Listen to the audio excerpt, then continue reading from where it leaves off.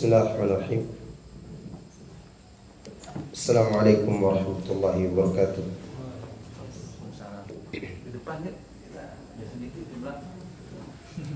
Innal hamdalillah nahmaduhu wa nasta'inuhu wa nastaghfiruh wa na'udzu billahi min shururi anfusina wa sayyiati a'malina. May yahdihillahu fala mudilla lahu wa may yudlil fala hadiya lahu. Asyhadu an la ilaha illallah wahdahu la syarika lahu wa asyhadu anna Muhammadan abduhu wa rasuluhu sallallahu alaihi wa ala alihi wa sahbihi ajma'in wa sallama tasliman katsira amma ba'du. Fa inna asdaqal hadithi kitabullah wa khairal hadi hadi Muhammad sallallahu alaihi wasallam. Syarrul umuri muhdatsatuha fa inna kulla muhdatsatin bid'ah wa kulla bid'atin dhalalah wa kulla dhalalatin finnar.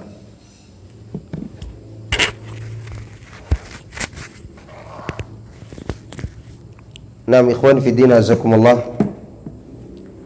Alhamdulillah, di malam hari ini kita masih diberikan kesempatan oleh Allah Subhanahu wa taala untuk mempelajari dan juga memperdalam ilmu agama kita,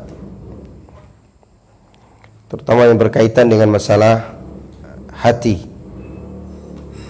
entah itu urusan akidah, keimanan, atau masalah-masalah yang lainnya yang Allah wajibkan kepada kita untuk dilaksanakan melalui batin kita. Karena ibadah itu ada yang lahir, ada yang batin. Dan yang paling penting adalah urusan yang batin. Karena lahirnya ibadah kita ini, amal soleh kita ini lahir daripada akidah atau hati yang baik. Nah, ikhwan fillah azakumullah, kita sekarang masuk kepada kaidah yang keempat dari 10 kaidah penyucian jiwa. Halaman 34. Buku antum tuh halaman 34. Berkata Syekh Abdul Razak hafizahullah taala, ittikhadhu al-uswati wal qudwah, berusaha mencari seseorang sebagai panutan dan teladan.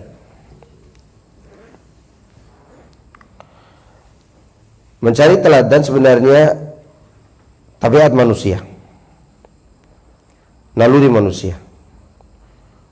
Mencari orang yang dijadikan sebagai panutan, sebagai teladan, ya, orang yang difavoritkan. Namun yang dimaksud di sini adalah mencari teladan dalam menjalankan ritual ibadah,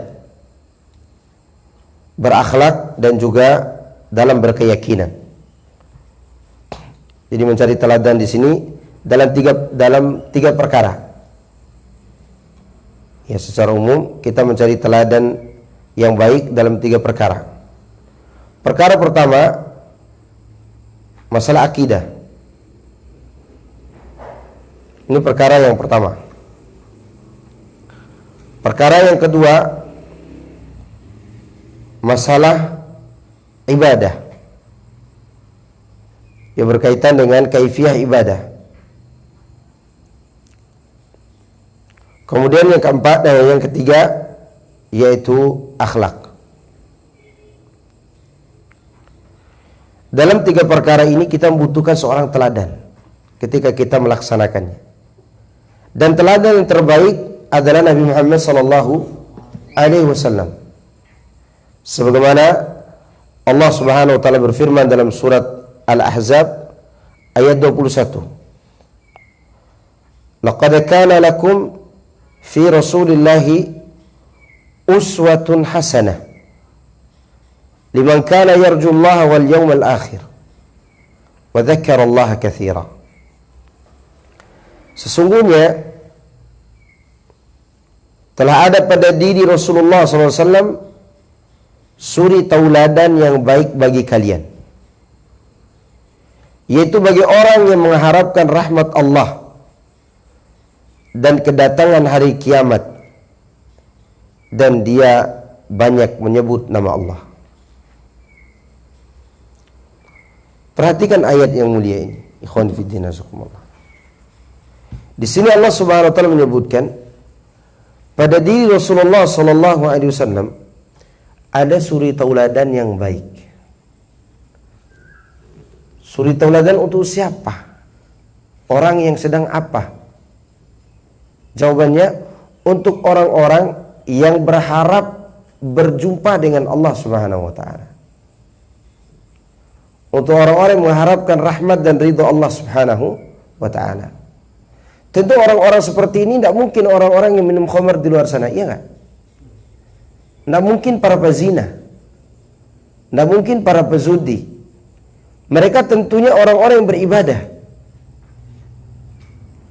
orang-orang yang melaksanakan sebuah ritual ibadah untuk mengharapkan rahmat Allah Azza wa Jalla. Bagaimana supaya kita mencapai rahmat tersebut? Ikuti uswah yang baik ini, teladan yang baik itu Nabi Muhammad sallallahu alaihi wasallam. Demikian pula dalam mengharapkan surga. Kita kepengen surga nih, harus tahu jalan. Jalan pulang ke surga itu hanyalah mengikuti teladan tadi, menepati telapak kakinya, kita ikuti jejaknya, karena dia yang tahu jalan pulang ke surga dan yang paling sempurna pengetahuannya, yaitu Nabi Muhammad sallallahu alaihi wasallam. Kita sekarang berada di dunia ini, sebenarnya kita terusir gara-gara kesalahan bapak kita dari sebuah kediaman yang sebenarnya itu rumah kita, yaitu surga. Nah, kita disuruh pulang ke sana cari tahu jalan, dan jalan itu tidak bisa dilihat dengan mata, tapi dilihat dengan hati. Hati itu memiliki kacamata, memiliki cara berpandang, alat untuk memandang jalan tersebut. Apa itu? Basirah. Dan basirah tidak mungkin kita dapatkan kecuali melalui ajaran Rasulullah alaihi salatu wassalam. Subhanallah. Maka Allah di sini mengkaitkan, siapa yang ingin berjumpa Allah, mengharap surga dan berzikir kepada Allah, nah ini ada teladannya nih, Nabi Muhammad sallallahu alaihi wasallam. Oleh karena itu, orang yang mengatakan dirinya telah suci jiwanya, tapi dia melakukan perbuatan bid'ah, maka saksikan mereka kotor jiwanya, tidak mau mengikuti tuntunan Rasulullah sallallahu alaihi wasallam. Sebagaimana perkataan Abu Usman An-Naisaburi, dan ini dinukil oleh Imam Ibnu Katsir dalam tafsirnya. Kata Abu Usman, hati yang baik, hati yang salim adalah hati yang cinta kepada sunnah, benci kepada bid'ah. Maka di sini dikaitkan tazkiyatun nufus dengan berteladan kepada Nabi Muhammad sallallahu alaihi wasallam. Karena banyak orang salah paham. Kalau orang sudah pandai menangis, sudah pandai dia mengeluarkan air matanya, padahal dia berada di atas bid'ah dan kesesatan, dianggap telah bersih jiwanya. Enggak. Lihat air matanya, dia nangis di atas bid'ah atau di atas sunnah. Oh gitu. Sebagaimana perkataan Ubay bin Ka'ab radhiyallahu taala anhu. Lihat amal kamu, kata Ubay. Kalau amalmu sungguh-sungguh, apakah amalmu sungguh-sungguh atau amalmu sederhana, sesuai sunnah atau tidak? Begitu ukurannya. Kata Ubay bin Ka'ab radhiyallahu taala anhu. Maka agar amal kita sesuai sunnah, ini ada teladan Nabi Muhammad sallallahu alaihi wasallam. Ibnu Katsir mengatakan, hadhil ayatul karimah aslun kabirun fi ta'assi bi Rasulillah sallallahu alaihi wasallam fi aqwalihi wa af'alihi wa ahwalihi. Ayat yang mulia ini merupakan pokok penting dalam menteladani Rasulullah sallallahu alaihi wasallam, dalam ucapan beliau, dalam perbuatan beliau, dan dalam segala keadaan beliau. Ta'si artinya berteladan, Kita tidak punya pilihan untuk berteladan kecuali kepada Nabi Muhammad sallallahu alaihi wasallam. Berkata Al-Hasan Al-Basri rahimahullahu taala, qala qaumun ala ahdi Nabi sallallahu alaihi wasallam, inna nuhibbu rabbana.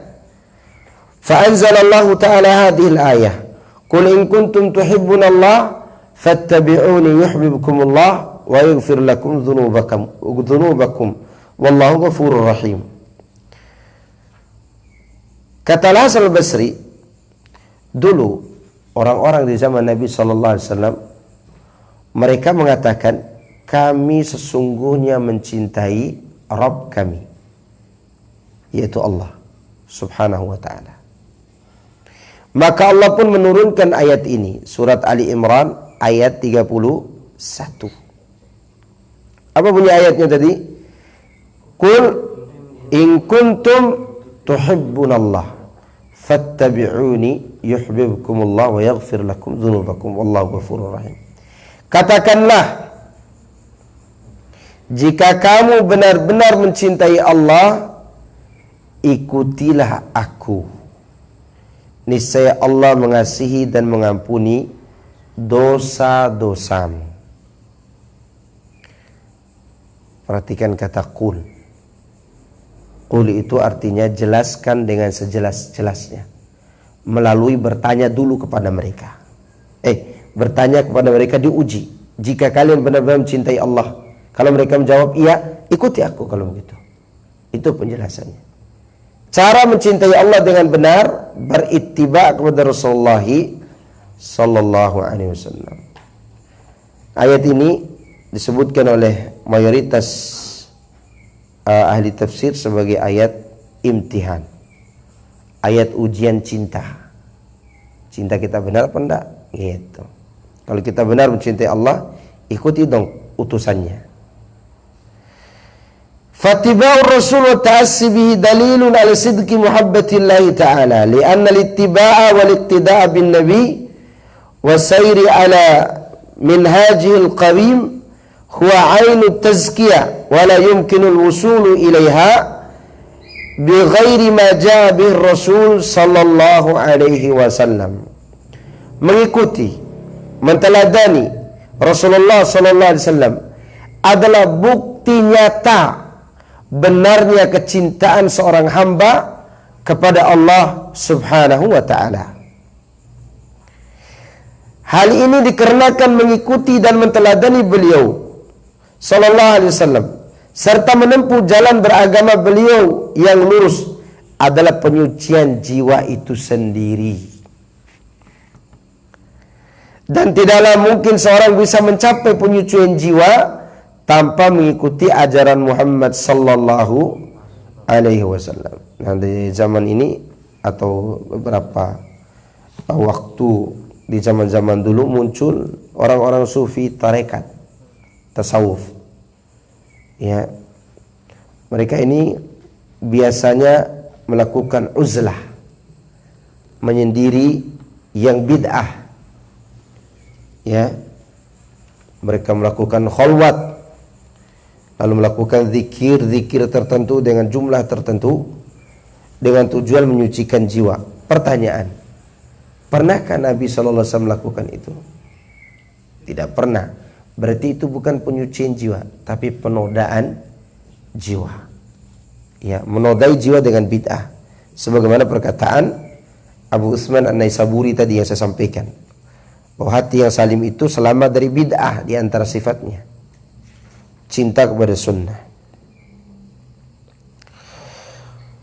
Wa yuhadditsu al-a'immatu dhalal fi kulli zamanin turuqan munkaratan yudda'a fiha annaha tazkiyatun nufus wa tuhadhibu al-quluba wa tuqawwi as-silata billahi ila ghairi dhalika mimma yuqal ويوصون بالانقطاع عن الجماعات والخلوة في أماكن مظلمة وترداد أذكار خاصة وألفاظ muayyanatin yuz'amu annaha tuzakki wa tuhadzibu wa turabbi an-nufusa ila ghairi dhalika min ad-da'awi al-batilah.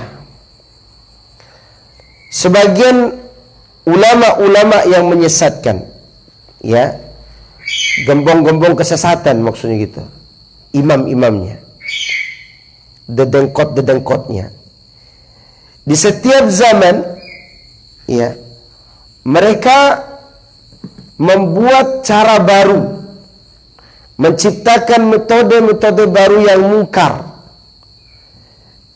dan mengklaim bahwa hal-hal itu bisa mensucikan jiwa dan menjernihkan hati atau membina hati, memperkuat hubungan dengan Allah, dan klaim-klaim lainnya yang mana, ya, dalam perkataan mereka pun memberi wejangan untuk mengasingkan diri dari masyarakat dan menyendiri di tempat-tempat yang gelap, mengulang-ulang model zikir dan kalimat lafaz tertentu, dan mereka menyangka hal itu bisa menyucikan jiwa, menjernihkan hati, memelihara jiwa, dan yang lainnya dari klaim-klaim mereka. Gitu. Jadi mereka melakukan itu tujuannya apa? Mensucikan jiwa, membersihkan hati. Padahal semua itu adalah talbis iblis, cara iblis mencampur adukan antara pemikiran atau keinginan yang benar dengan perbuatan yang salah. Ya. Terkadang ini menipu, apalagi kalau mereka sudah sampai pada tingkat anggapan memiliki karomah. Kan sampai ada yang berdoa sambil tidak sampai ke tanah kakinya, terbang. Doa bisa sambil terbang. Ya. Ini semua sebenarnya talbis iblis. Mereka menggunakan kalimat-kalimat thayyibah, bahkan di antara mereka ada yang kebal dengan ayat kursi. Ayat kursi, karena seringnya mereka menyendiri. Sampai ada salah seorang di antara mereka ketemu dengan anak, tapi tujuan dia sebenarnya bukan untuk berdebat kusir, bukan. Tujuannya untuk mencari tahu kebenaran, karena dia ini masih kebal. Kebalnya itu menggunakan asma'ullah dan juga ayat kursi. Orang ini ketemu saya suatu hari, ngobrol berdua. Kata Ustadz, kata dia begitu sama anak, bahwa ilmu kebal itu berasal dari jin. Dia ini ahli ibadah loh, dan orang yang taat beribadah. Iya, saya bilang begitu. Ilmu kebal itu dari syaitan, jin. Ustadz keliru, dia bilang begitu. Atau saya yang keliru nih, tolong diluruskan, kata dia begitu sama anak. Ana sekarang dalam posisi masih kebal. Dengan mengulang-ulangi ayat kursi beberapa kali, saya tidak bisa dibacok. Dia ngomong begitu sama Ana. Apakah mungkinkah jin itu datang kepada saya padahal saya baca ayat kursi? Ya kan? Dalam hadis ayat kursi, jin itu lari kalau dibacakan ayat kursi. Atau kita meruqyah orang, keluar jinnya, iya kan? Iya, saking dahsyatnya. Ini kan subhat namanya, talbis namanya. Ada yang bisa jawab dulu sambil saya minum kopi? Nanti tak siapa tahu antum kena juga subhat tuh. Bismillah. Antum bisa bikin pahit ya? Pahit memang. Pahit. Masya Allah. Pahit ini. Pahit. Iya. Itu apa? Masa enak nih. Ya kalau hitam kopi enak. Iya. Tinggal seduh. Iya. Ini kalau saya istilahkan lebih banyak kopi daripada airnya. Kental. Tayyib. Orang tadi mengatakan bahwa menggunakan ayat kursi untuk ilmu kebal, tidak mungkin dong kita dibantu oleh jin. Saya jawab, Anda dibantu oleh jin. Saya berikan analogi begini. Anda kalau salah meletakkan sesuatu di hadapan musuh Anda, siapa yang akan membantu Anda? Musuh. Ya. Musuh kita setan, jin. ayat kursi kita tempatkan bukan pada tempatnya, siapa yang bantu? Jin. Dari mana kita tahu kita menempatkan ayat kursi itu bukan pada tempatnya? Karena Rasulullah waktu perang-perang yang ada di zamannya, beliau tidak pernah pakai baju besi. Ya, aliman mana ente apa Rasul? Ya Rasulullah Ustaz. Berarti ente salah menempatkan ayat kursi. Maka pada saat ente salah menempatkan ayat kursi, maka yang bantu siapa? Jin. Maka selama ini yang bantu ente jin, membantu ente untuk merusak ayat kursi. Lalu saya sampaikan kaidah dari para ulama, al-bid'atu ahabbu ila iblis minal ma'asi. Sungguhnya bid'ah yang kita lakukan ini lebih disukai iblis daripada maksiat. Maka dia tidak lari-lari ente baca ayat kursi untuk kebal tuh. Karena ente berbuat bid'ah. Dia mau sadar, alhamdulillah. Memang tujuan dia untuk mau sadar, bukan untuk debat kusir. Cuma selama ini kan masih bingung dia. Orang kalau sudah kebal, dia cinta dengan ilmu itu. Wali, iya kan? Hampir jadi wali. Wong baca ayat kursi kok. Ayat kursi, zikir, asmaul husna. Sampai baca nahu sorof bisa jadi kebal loh. Baca matan alfiyah. Itu kan ilmu sorof, nahu itu. Ya. Dibaca jadi ilmu kebal. Nah, ini semua talbis namanya. Nah, itu yang diperbuat oleh orang-orang sufi, sebagian orang sufi ini. Mereka membuat zikir-zikir tertentu, kemudian menyendiri untuk mensucikan jiwa, semua itu bualan semua. Bualan semata. Ini talbis iblis. Ibnu Qayyim mengatakan, lihat 37 halaman 37. Menyucikan jiwa lebih sulit dan lebih berat daripada mengobati badan. Barang siapa yang menyucikan jiwanya dengan ridah, ya, riyadah, bukan ridah, riyadah. Riyadah itu asal kalau diterjemahkan ke Indonesia olahraga. Tapi di sini diartikan latihan mengolah jiwa. Ya, latihan untuk mensucikan jiwa. Dan mujahadah, berusaha sungguh-sungguh untuk melawan hawa nafsu. Ya. Menurut pengikut tasawuf ini ya.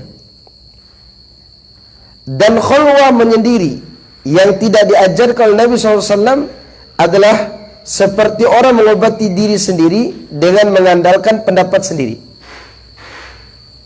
Jadi orang-orang sufi yang melakukan riyadah olah jiwa, dilakukan seperti digeleng-geleng kepala, mutar kepala begini kan. Kan kita lihat tuh. Itu tujuannya untuk mensucikan jiwa. Ya, saya sebelum ikut kajian teroris di waktu tahun 2002, saya ikut dulu kajian tarekat Naqsyabandi. Guru saya itu sudah boleh minum khamar tapi sedikit, tidak boleh mabuk. Waktu itu sedikit, boleh sedikit. Itu cara kita berzikir berdua supaya tenang begini nih. Cuman dia sudah boleh minum khamar, anak tingkatannya belum. Dia sudah boleh didatangi Tuhan, saya belum. Maka capek saya sholat tahajud dan didatangi Tuhan, dia aja datangi. Iya, di kamar dia itu fotonya Sleng, Imam Fals, orang pegang gitar. Sudah boleh begitu dia. Anak heran waktu itu, waktu kunjungi rumahnya. Iya. Cara untuk menenangkan diri begitu dia. Setiap sholat kami pasti nangis. Pasti nangis. Gimana nangis? Terasa Tuhan itu sudah datang nih. Jadi sholatnya gini dulu. Supaya diusahakan gimana Tuhan itu datang. Itu namanya melatih jiwa, dibuat-buat. Ya, supaya suci jiwa itu. Atau dalam penampilan sehari-hari, biasanya dia orang gagah, tiba-tiba dia lembek begitu. Nah, ini membuat-buat namanya, tidak pada tabiat kemanusiaan. Ya. Hal seperti ini kata Ibnu Qayyim, mengobati diri sendiri, orang yang menyucikan jiwa tidak melalui ajaran Rasulullah SAW, seperti orang mengobati penyakitnya mengandalkan pendapat dia sendiri, tidak mengandalkan pendapat dokter. Kasihan ahli ikhu tuh, nanti pakai pendapatnya. Ada orang sakit nih, sakit fisiknya, kata dokter begini obatnya. Enggak, menurut saya bukan begitu. Itu dia begitu. Itu kan kalau orang beragama begitu. Ini menurut Rasul nih. Enggak, menurut nenek moyang kami bukan begitu. Gitu kan? Ah, itu dia. Kayak orang yang berdebat dengan dokter mengandalkan pendapat sendiri. Maka penyakit di atas penyakit yang dia dapatkan. Apakah pendapatnya itu akan sesuai dengan ilmu yang dimiliki oleh para dokter? Para Rasul adalah dokter hati. Tidak ada jalan untuk menyucikan dan memperbaiki hati manusia kecuali mengikuti jalan dan melalui arahan mereka. Siapa mereka di sini? Nabi. Itu dokternya Nabi itu. Dan dengan semata-mata mentaati dan menerima ajaran mereka. Wallahul musta'an. Dan Allah adalah sebaik-baik tempat untuk meminta pertolongan agar kita memiliki jiwa yang suci. Lihat orang-orang sufi itu memakai cara sendiri. Antum pernah lihat kan di video orang zikir mutar tuh? Antum kira setelah itu dia pingsan? Enggak. Itu sudah terlatih memang mereka. Dan saya lihat dengan dua mata kepala saya sendiri waktu di Dubai. Saya lihat dia, karena waktu itu kita lagi makan. Acara hiburannya orang sufi yang mutar begitu, pakai rok tuh. Itu mutar cepat. Dalam hati saya bilang, kapan muntahnya? Kapan muntahnya? Ternyata tidak muntah-muntah dia. Iya. Saya bilang dalam hati, begitu banyak jin yang masuk ke badannya. Mutar itu, cari ketenangan dia. Itu sufi, sambil zikir, sambil nangis, sambil subhanallah, luar biasa itu. Tapi tidak pingsan-pingsan. Itu dilatih oleh mereka. Dan mereka mengatakan berputarnya mereka seperti itu mengikuti berputarnya poros bumi yang taat kepada Allah Subhanahu wa taala dalam mengikuti ajaran aturan Allah Subhanahu wa taala. Ya. Maka jangan heran kalau mereka jauh dari ilmu. Jauh. Orang sufi itu jauh dari ilmu.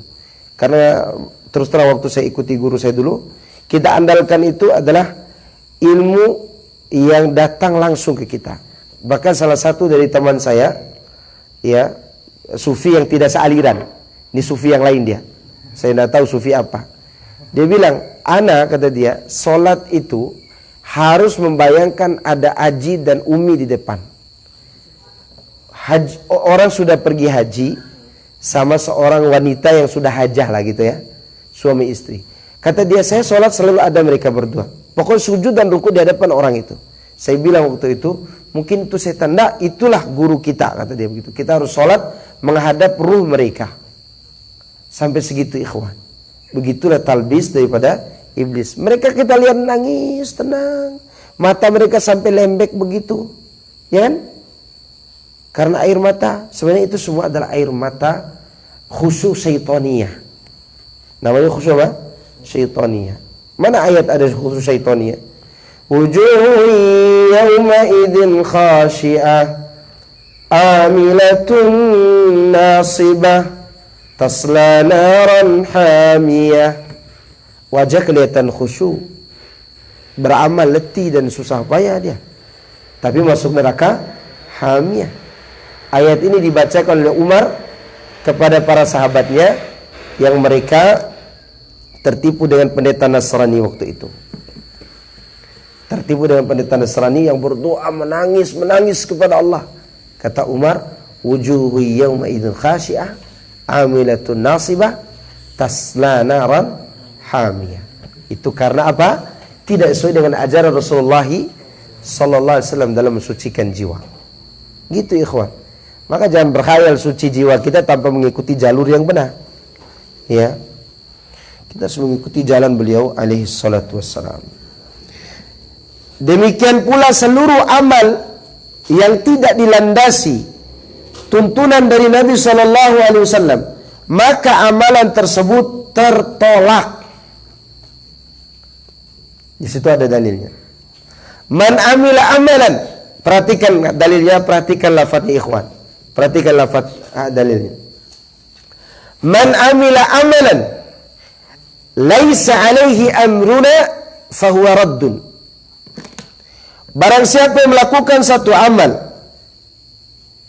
yang caranya tidak ada tuntunannya dari kami, maka dia tertolak. Kenapa saya terjemahkan demikian? Kenapa saya terjemahkan caranya tidak ada contohnya dari kami? Karena pada umumnya perbuatan bid'ah yang dilakukan oleh manusia, amalnya ada dalam Islam. Cuman yang mereka buat sendiri apa? Cara. Ya, walaupun ada bid'ah yang memang tidak ada dalam Islam. Tetapi pada umumnya bid'ah yang mereka lakukan, ya perbuatan yang mereka lakukan, yang diada-adakan itu, amalnya ada dalam Islam. Zikir misalnya. Ya kan? Sholawat misalnya. Ya. Atau yang lainnya. Tetapi cara yang mereka lakukan memakai cara sendiri. Berdasarkan hadis ini, salah seorang tabi'in yang mulia, yaitu Abu Muhammad Sa'id bin Musayyab rahimahullahu ta'ala. Dia seorang tabi'in yang di Madinah. Karena yang di Mekah pada saat itu Atta. Sedangkan di Irak Ibrahim An-Nakhai. Nah, di Madinah ada Sa'id bin Musayyab di zaman tabi'in.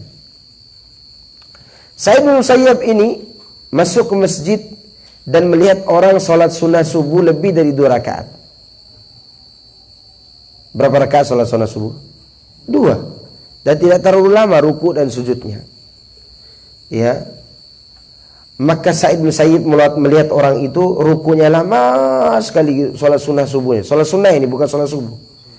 Ya, sholat qobliyah. Terus setelah itu dia mengulangi lagi 2 rakaat. Jadi 4 rakaat dia sholat.